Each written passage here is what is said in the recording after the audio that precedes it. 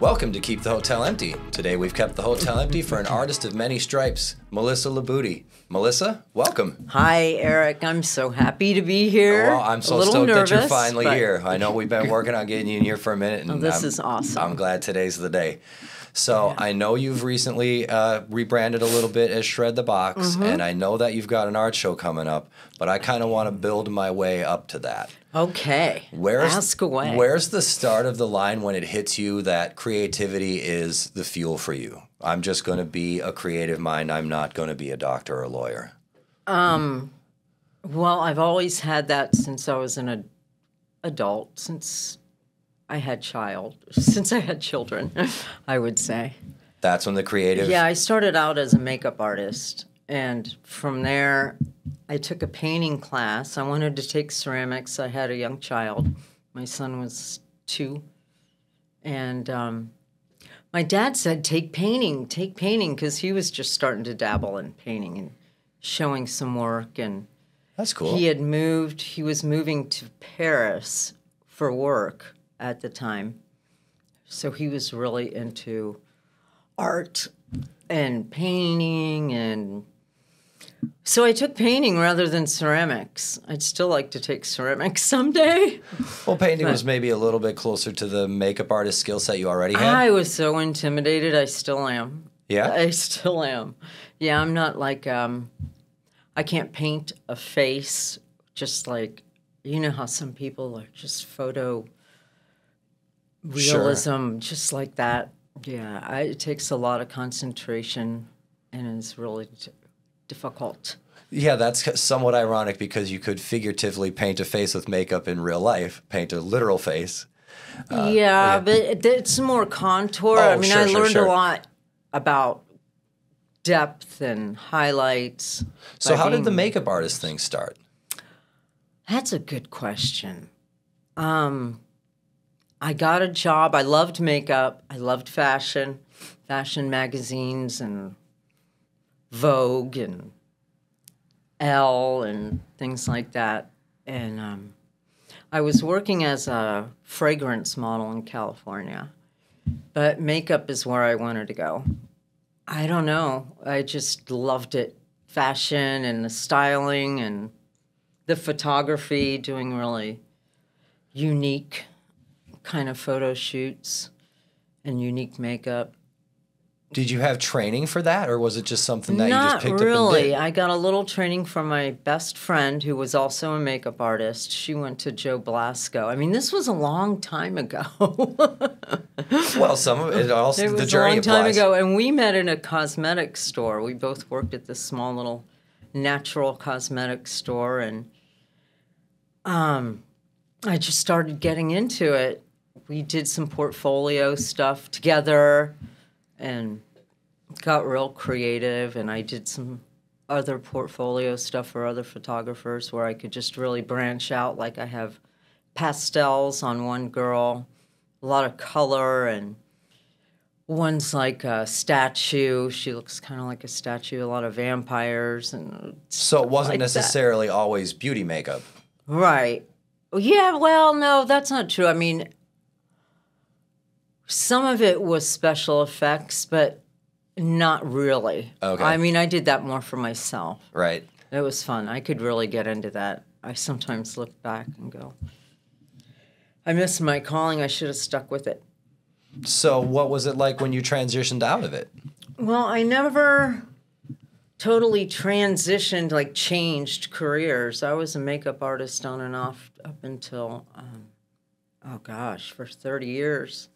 And then I decided I needed something more substantial, so I went to school for digital design and learned Photoshop and all that. And I did really well, actually, at first. And then circumstances, I got out of that. I didn't have a computer, so yeah, I kind of lost touch. So then you're in artist adrift mode almost. Well, I've always painted. I've always had a painting going. I started off really into tribal work. I studied Africa and the peoples, and went to museums for their art, And finally, I felt like it was a past life in Africa, and like I had to get it out.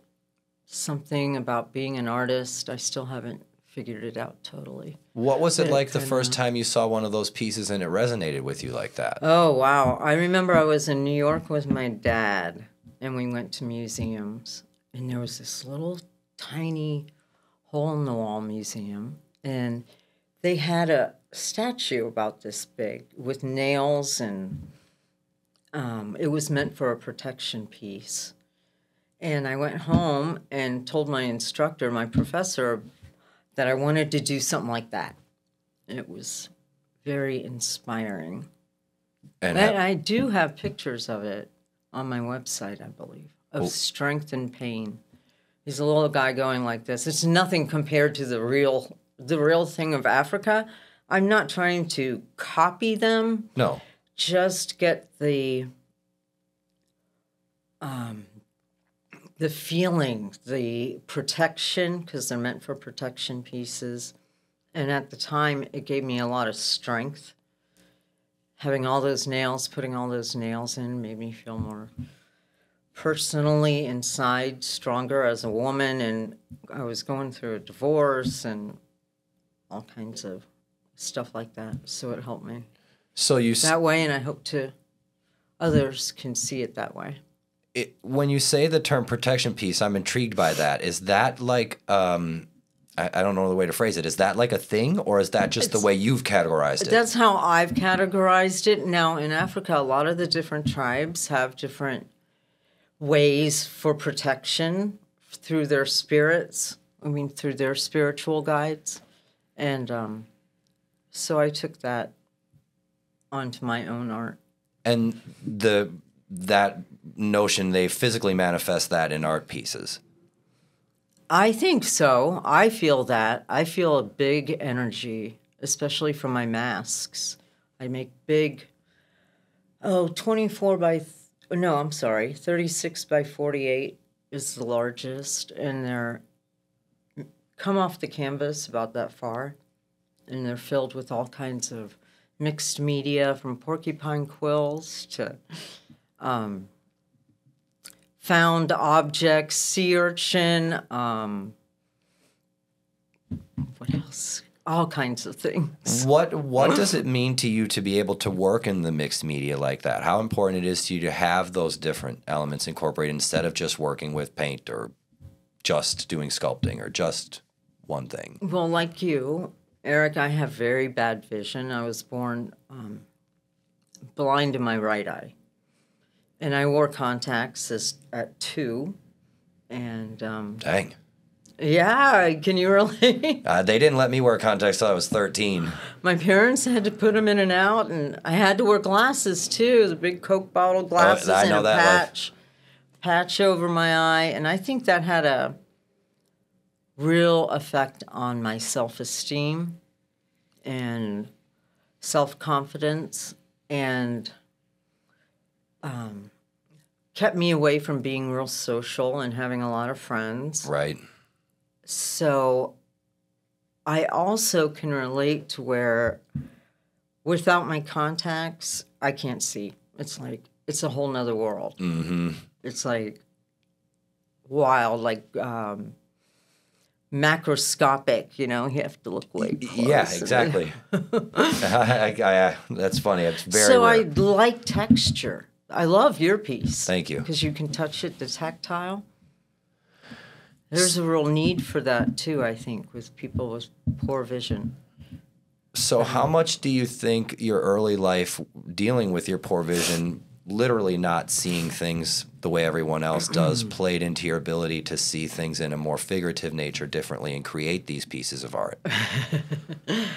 I think it comes out subconsciously, and I do see things that other people don't.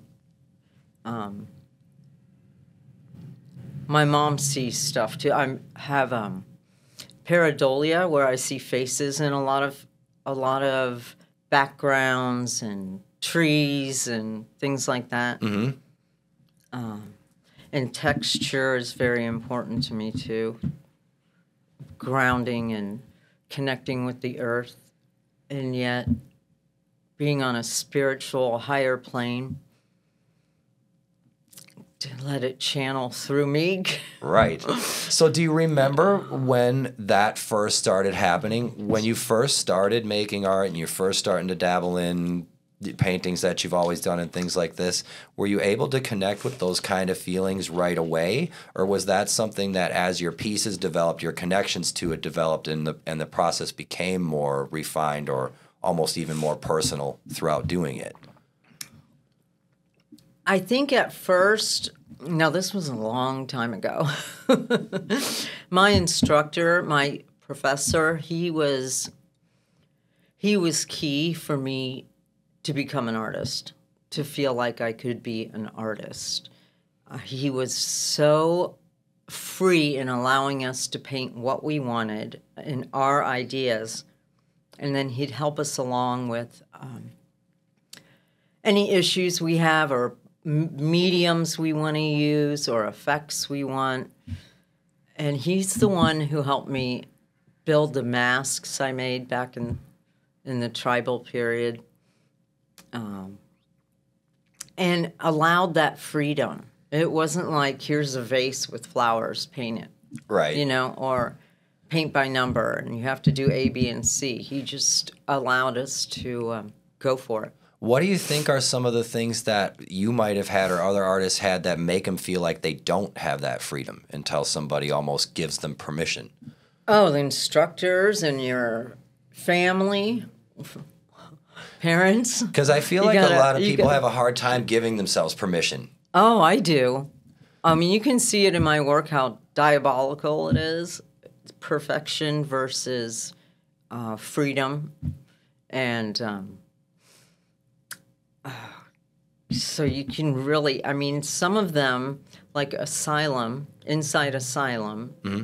It's so obvious because the face is two faces. Mm-hmm. And you can see the anger and her beauty on one side, and the other side you can see the anger and rage and pain. And it's got rivets or grommets all through it. And so it's mixed media or bust with you with your pieces for the most part? Most of my pieces are mixed media. And I'm getting more and more into mixed media. Is that just kind of the almost literal byproduct of the psychological freedom you have before you start creating it physically? Well, I think part of it is being a very tactile person myself, and I know with my vision, I like to look at one of my paintings and to be able to enjoy it for a half hour, an hour, and just look at it and see different things, how they change and morph and alter over time, or the lighting. So I hope others can relate to that as well. Absolutely. And help them feel like, oh, wow, it's okay. I see a face in there, you know. Well, that actually is kind of one of the 50,000 square foot questions or whatever I wanted to ask you. What ultimately in your dream world do you want people to be able to take away from your art, if anything? Do you want them to feel that sense of freedom right away, or are you hoping that this is just completely, for no pun intended, a blank canvas for the observer? Oh, no. I would hope that by viewing some of my work, because without knowing a definition or a story behind them, right, that always makes a huge difference, by just the title and enjoying them and thinking about it, that it would allow their own imagination to open up and to bigger possibilities, like other dimensions and time and the idea of time travel and, you know, the universe and what's it all about. Right. What's it all about, and being the best we can be and moving forward, being kind to another. And with my time work, the new series I'm doing, the abstracts, mm-hmm. I'm trying to demonstrate how I think of time. which I think of other dimensions and layers like I was going to say Photoshop. more like layers. Yeah, kind of like Photoshop, and they can cross paths and maybe be a little hazy on the top layer. So are a lot of hazy sometimes. Yeah, and I think dreaming, I believe dreaming takes us to other dimensions, and I believe there's other ways that we can slip. I don't know what the Hadron Collider's done, but I've heard a lot of. Yeah, talk to me a little about that, because I know that's been some inspiration for some of these pieces. It has been, but I'm not a scientist. Yeah, so no, but this is one of those big picture things. Mm-hmm. So how did it impact you? How did the LHC, the Large Hadron Collider, become inspiration for you for art? Because I think a lot about these subjects of time and time dimension and why we are here and how to be a better person. And I think about the state of our world that's so, it makes me cry and I feel so helpless.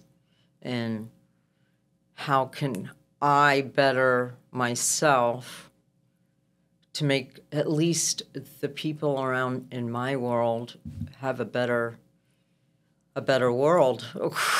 Right. Sometimes I guess you're not always stuck at when you change yourself, you change the world. I don't understand. I don't want to get into politics. No. I don't either. I don't do politics. No, I don't either. Well, because I do inherently feel, and I guess Rage Against the Machine and bands like that aside, sometimes I feel like politics and art don't need to be necessarily. Yeah, I don't it's think fun. they, It's fun when they can be there, but it doesn't always have to be that kind of statement. Yeah, I don't understand all the politics of our world, so I just assume keep quiet. I don't think anybody understands, and everybody's just faking. I'm an old hippie. Yeah. So, talk to me a little bit about these timepieces, and that this is what you're going to have with your show coming up. Yes, and I'm going to have some of the tribal work, my older pieces. Okay, I have a couple of masks that I'm going to display, and then the rest will be all about time, dimensions, and possibly time travel.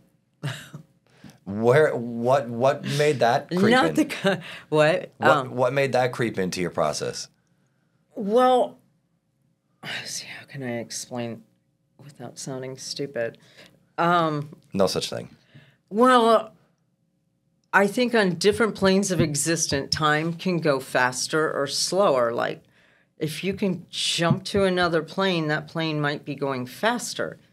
So, in a way, if you do, you could be in the future or the past if you come back to this time, space, moment now.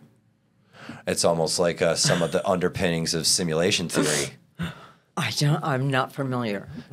Simulation theory is just, I guess, kind of exactly what it implies, in that we're all living in a simulation. Oh, I've heard that too. And it sort of accounts for the Mandela effect, that just the simulation has been run multiple times for people at different points, and we have these minute things we remember differently, like he never says, "Luke, I am your father," or whatever. You know what I mean? Right. Oh, yeah, I know what. We have these collective delusions or whatever.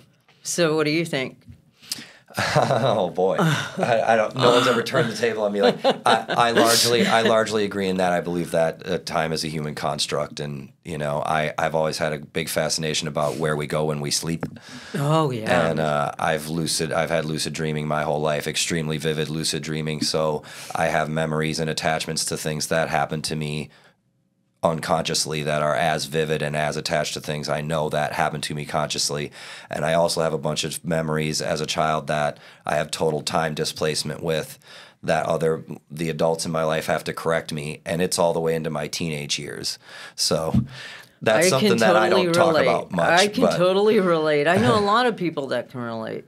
So I guess that kind of takes me to one of my other big picture questions, because I feel like identifying with some of these feelings, like the illusion of time and things like that, sort of make it, I don't want to say easier, but put you more susceptible to be creative. So tell me a little bit about what your creative process is like. Well, it usually starts with a blank canvas and maybe a feeling or a thought or a dream. And a lot of times it takes a life of its own, the canvas, the painting, and it metamorphoses and grows and evolves throughout the process. Rarely do I have A, B, C, and D, and this is what it's going to look like. A lot of people disagree with that. How so? Oh, I know a lot of artists who say you've got to plan everything out just perfect. Oh, I got you. Like doing the digital drawing first and all that sort of thing. Yeah, I don't do a lot of drawing. I don't do a lot of sketching. The time series has really thrown me for a loop because I've been so busy. I just don't have enough time. That I feel like if I can relax a little more and slow down a little bit and just let it flow rather than rushing, I think it would be a lot more. I think I'm headed towards some bigger ideas and ways to construe some of these abstract thoughts in my mind to give them a more physical presence that others could maybe relate to and feel like they can understand in an abstract way. Right. And connect with them. How is it for you on a level of catharsis to have it when you get these more abstract ideas out of your head in a physical manifestation? What does that feel like for you? Like relief. Definitely like relief. Once a painting's finished, I can let it go and until I start looking at it again. Because I can look at some of my work and get lost in it, look at it for a while and let my imagination play, make up my own little stories. That's interesting. Hopefully, my hope is that the viewer's imagination will also, allow themselves to entertain their imagination and see what kind of stories they see in my work. Interesting. So what's the show is where and when? The show is at Art Ovation. Okay, and that's here in Sarasota. And here in Sarasota, yes, on Palm, 1255 Palm. And it is from the 11th of June. So we'll release this probably right before that. So through pretty the quick. 17th. Sorry, I didn't mean to interrupt. No, you're good. I was just gonna say I want to make sure that people know we're gonna have this out there and that they're gonna. If you're watching this, awesome. It's gonna be probably next week. So make sure you get it on your calendar. And I will be there from 4 to 8 every night. And the artist reception is Friday night the 14th from 5 to 7. And we will do a champagne toast. Very cool. But you can meet me, you can play with the paints, ask me questions, and maybe even get in a deeper conversation about some of these subjects. Right. It's kind of intimidating sometimes to really let loose on what really goes on in my head sometimes. Yeah, it can be nerve-wracking. Well, you never know how it's going to come across. But I guess, do you feel that art gives you, I hate to say it, but sort of a protected way to be able to let these ideas out and not have to feel so much like they're going to be judged or you'll be personally scrutinized? Well, it's a way for me to express my emotions and get those out. Right. For sure. The ideas and concepts, they still come back around in a full circle. And then they expound, too, in some of my ideas of what I'd like to do on canvas in the future is challenging because every time I start a new painting, I'm learning something new. Cutting plexiglass or guitar strings. Well, I got lots of those if you need them. I do.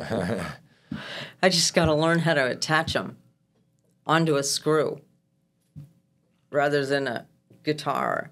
I'll talk to you about it. I was going to say, I got one that's made into a ring. Oh, cool. Oh, that's awesome. So beautiful jewelry. Thank you. I like doodadery.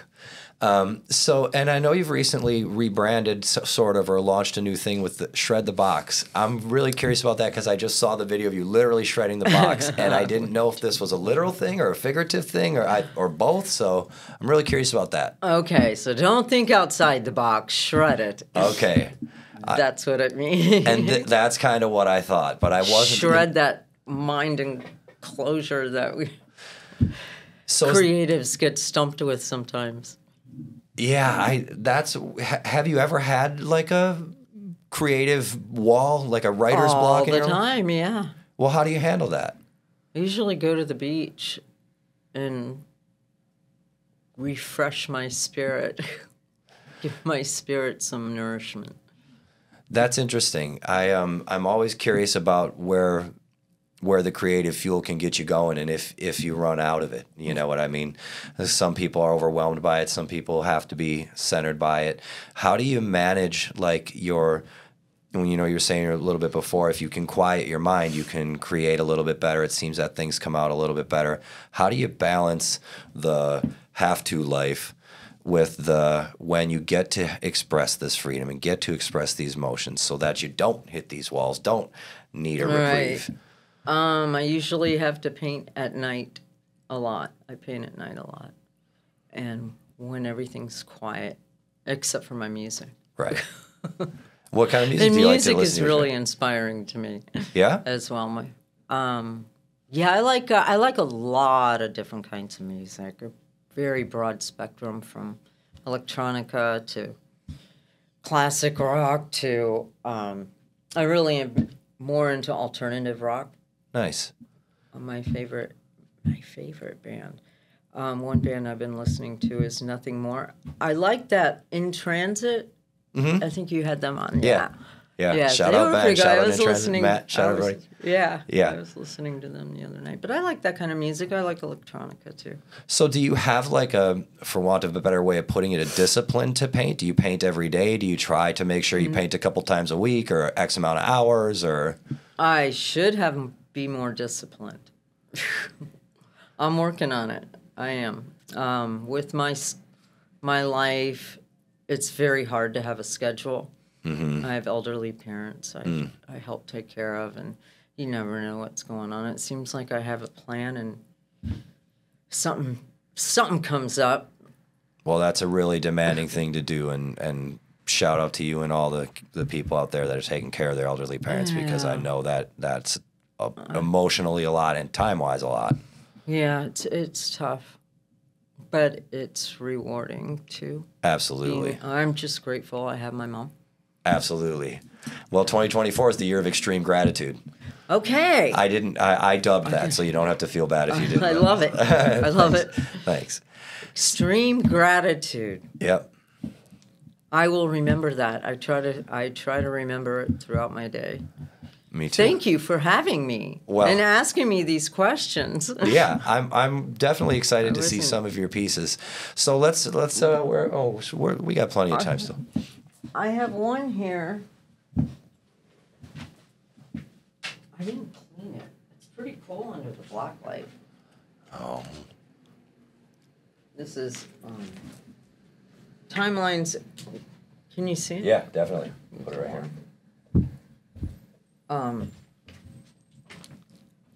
I just got this back from a show up in Wisconsin. Oh, shout out Wisconsin. Yeah. I'm from Wisconsin. Are you? Yeah. Oh, cool. So I haven't really looked at it in a while. The plexiglass represents different planes, and this area represents like I don't know if I want to say, because I think the viewer needs to come up with their own. Yeah, absolutely. Ideas behind it, but it is about time and how it gets away from us too fast sometimes, and we make wrong decisions, and how those decisions bring you down another path. And it has ancestry vibes to it and deep meaning for me. Right. Personally. Will you have this piece on display at Art Ovation? Very cool. I will. Very cool. I will. I really like it for a small piece. The plexiglass was very challenging. So, and I can see how when you can look at that maybe 6 months, 8 months, a year retrospectively, you can get a new scene out of it. But I know for a lot of creative people, when they look back at their work, sometimes all they can do is be critical of it and, you know, see what they did wrong so they can do something better the next time. When you're doing your pieces, do you have that feeling like you're your own worst critic, or is it just we're doing this? Are you? Yes, very much. Yeah. I redid The Wire about, I don't know, like 5 times. Oh, okay. Yeah, I'm still not totally. Yeah, I would make changes. I would. But that's so in hindsight, you do see like the more intangible different paths of it, but you do see it as more of the tangible path as your creative process too. Absolutely, yeah. I will say again, you can tell just by looking at this the perfectionism versus letting go and being free and just to heck with what everybody else thinks.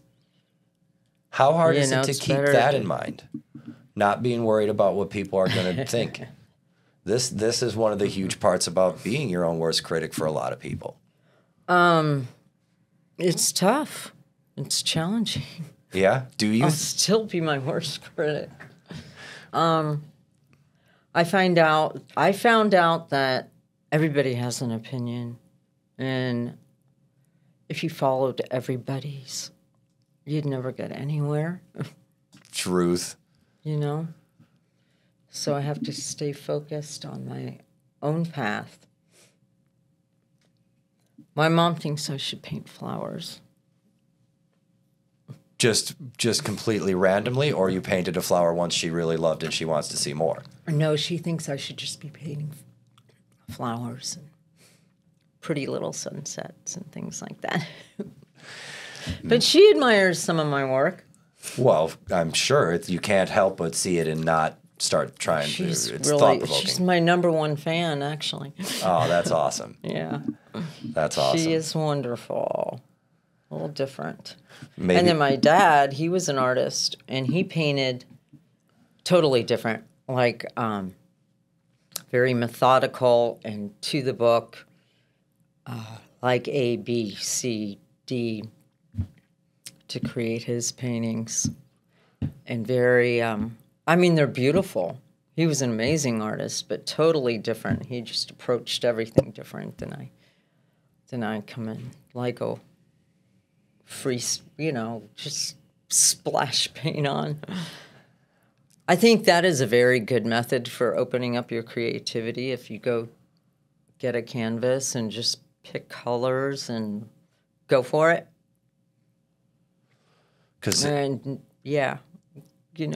How do you feel I guess this is one of those things I tend to ask musicians, but it applies to you as well.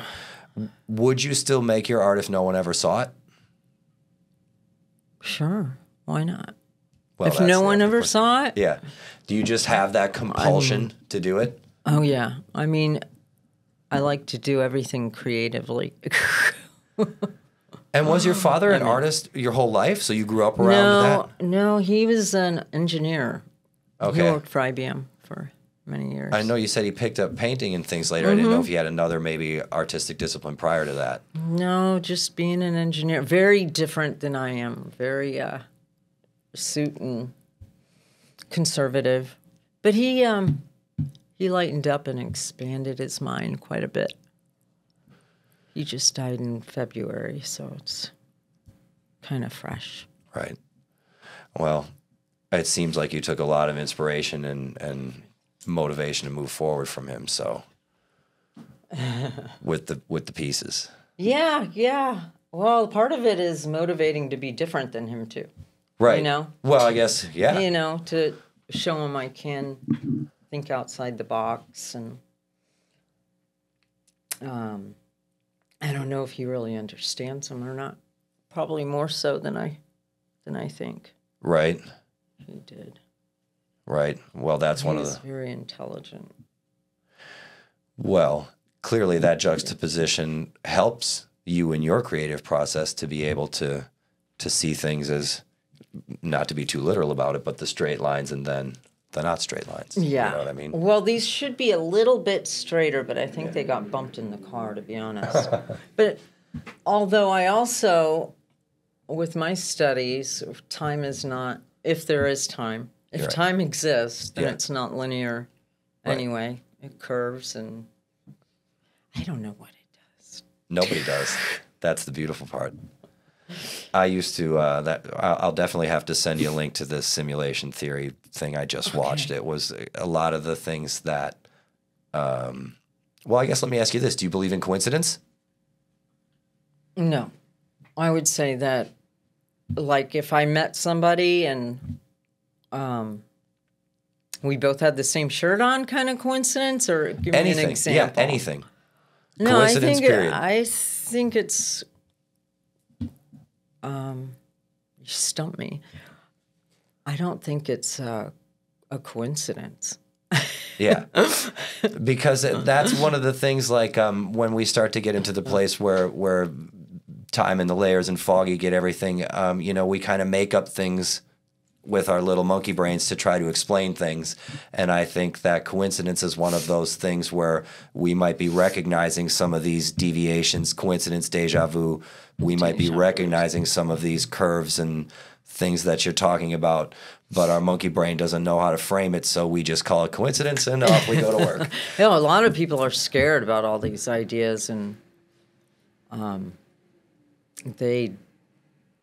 most people that I meet, it seems like they shy away from all those concepts, from different dimensions and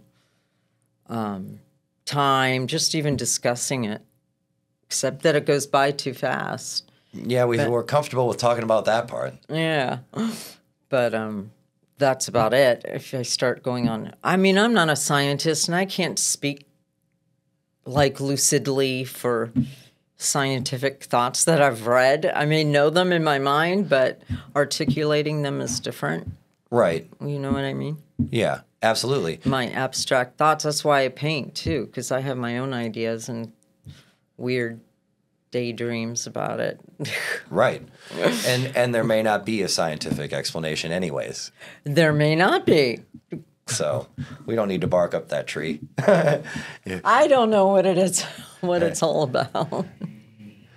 So what do you hope happens? What's your next big thing on the horizon after the show?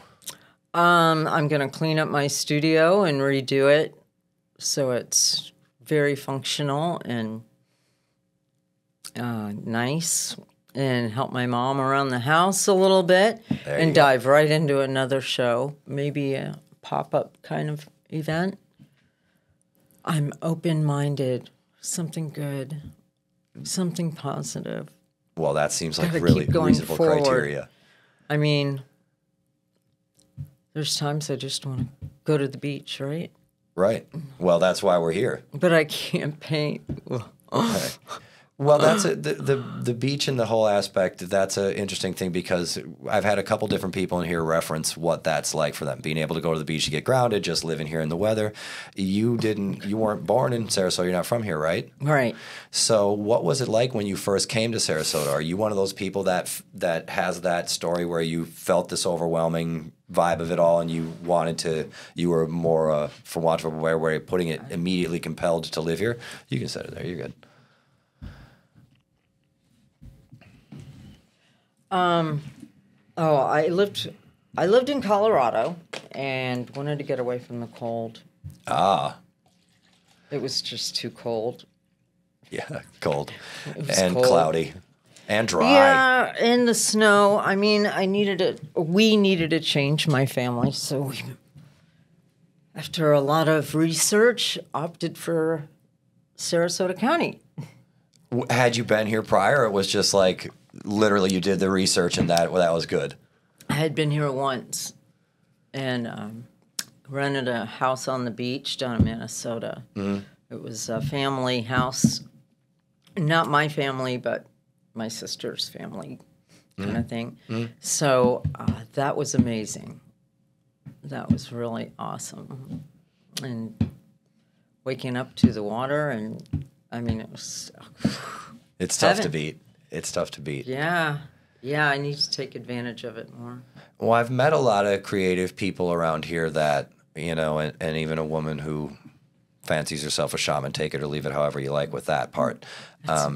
But she has a theory about creative people coming here and the energy here because of all the quartz in the sand. And this is like one of the largest quartz deposits literally on the planet, and that there is some type of ethereal vibe or whatever that it gives off and literally draws creative people here. And they have some type of feeling of belonging when they come here, some type of feeling of, you know, I'm in the right spot when they get here. Well, I don't want to move. I definitely don't know. I've thought about it. Now that my children are grown, and you know, I thought about moving somewhere that's like a really small community of artists and not a big population, but more touristy.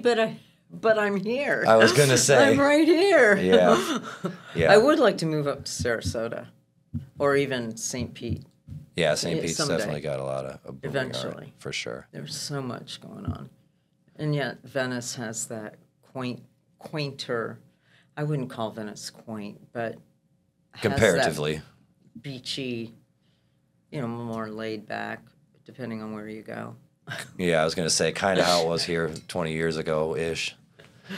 Yeah. So yeah, it's pretty, it's getting pretty populated.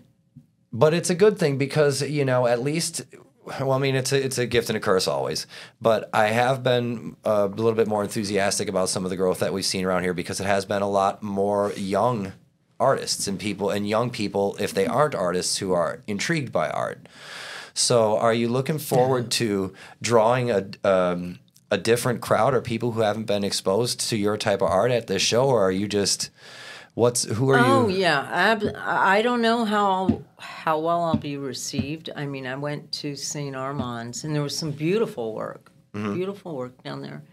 A lot of beach scenes, though, because I don't know if people artists are driven because they do live here and enjoy the beach, and that's what they want to paint. Yeah. Or if it's more for a tourist type thing to sell work. So I was just always immediately assumed it was the latter.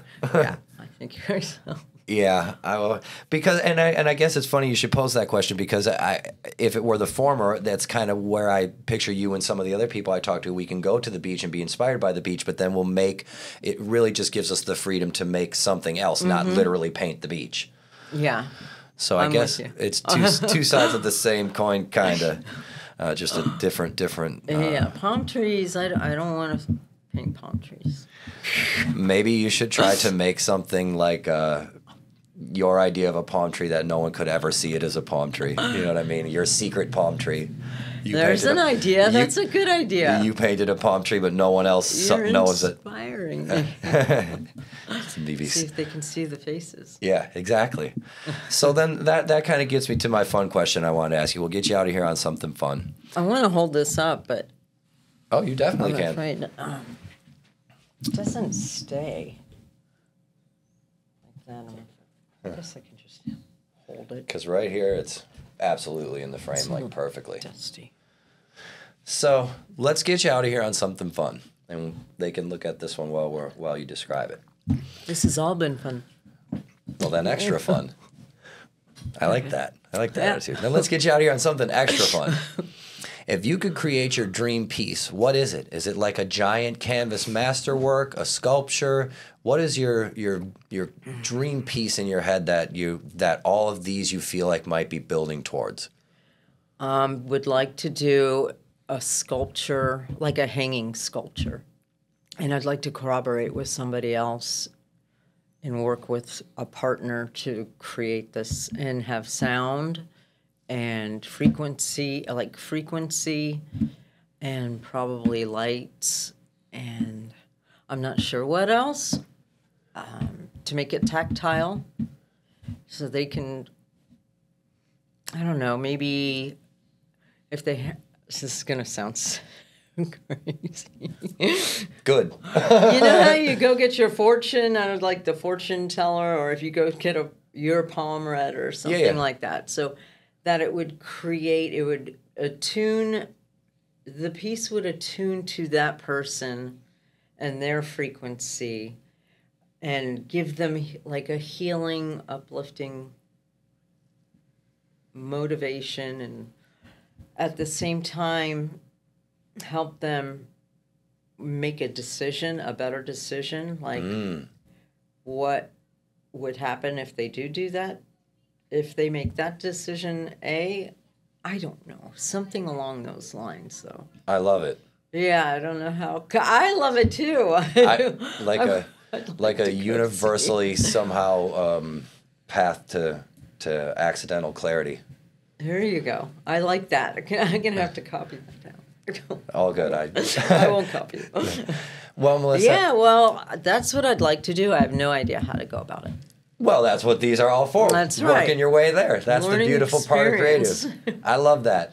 I love your spirit on it. I love your attitude towards it. I really appreciate you coming down. Thank you. I'm grateful for you sharing this. And I can't wait for people to come to Art Ovation and see your pieces. Please They're very come cool. to Art Ovation. Yeah, we definitely It's going to be a celebration. Awesome. Celebration at Art Ovation. Hell yeah. And we'll make sure we got links to that in this, and we'll have links to Shred the Box in this so everybody can know where to find Melissa and all her awesome works like this. Melissa, thank you so much. Thank you, Eric. Love it. I appreciate it.